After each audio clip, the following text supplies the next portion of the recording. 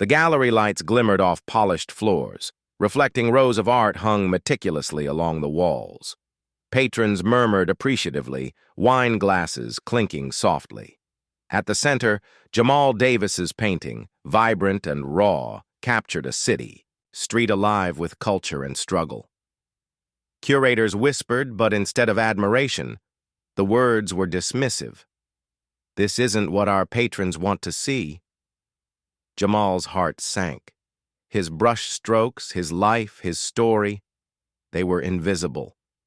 To them, imagine creating something that could move the world, only to be told it doesn't belong, not because of talent, but because of the color of your skin.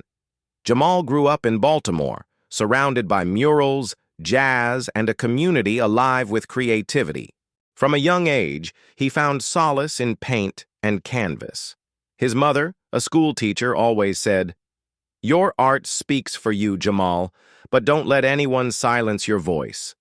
After graduating high school, Jamal dedicated his life to capturing stories often ignored, the life of everyday Black Americans, the streets that shaped them, the triumphs hidden behind struggle. Every brushstroke was intentional, every color chosen to tell a story beyond words. When he was accepted into a prestigious art exhibition, Jamal thought this was the moment to be seen, to have his narrative recognized. But he quickly realized that recognition wasn't guaranteed, especially when the gatekeepers didn't want to see the stories he painted. Opening night arrived. Patrons sipped champagne, nodding at pieces that were polished, predictable, and comfortably abstract. Jamal's painting drew immediate attention, not for praise but scrutiny. A curator approached, leaning close. "This is interesting," she said, scanning his work. "But it's not what we feature here. Maybe something else next time?" Her words were polite, but the implication was clear. His art was too black, too real, too honest.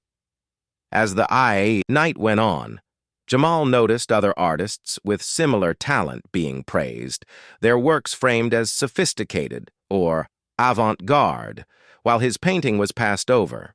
Another curator whispered to a colleague, "I don't think our collectors will buy this. It's heavy." Jamal could hear the unspoken truth. His life, his community, his culture, they were not considered marketable. Despite the dismissal, Jamal spoke to patrons, sharing the story behind every figure in his painting. Eyes widened, nods of understanding, murmurs of admiration. Some approached, asking where they could buy it. The irony was suffocating. The art was wanted, but the artist was deemed inconvenient. By the end of the night, Jamal left the gallery quietly. His work was unacknowledged in the official exhibition, yet the impact on those who truly saw it was undeniable. Weeks later, Jamal received an email. A collector who had visited the exhibition wanted to buy his painting. The gallery's curators had ignored him, but the world outside was ready to embrace his story.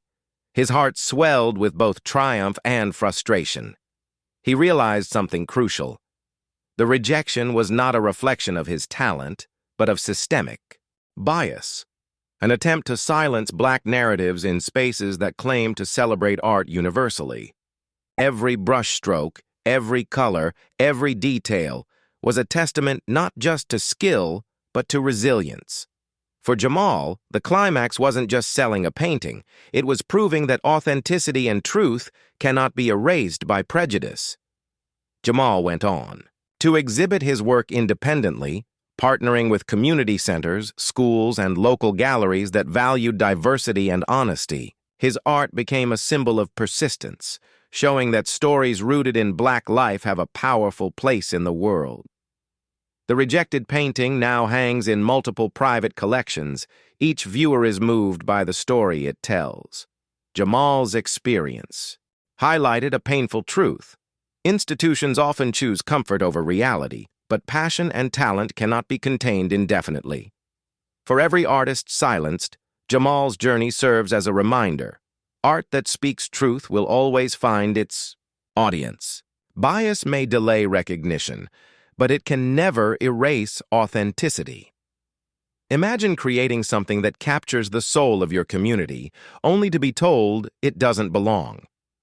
Jamal's story is one of countless Black artists whose brilliance is overlooked, not for lack of talent, but because of prejudice.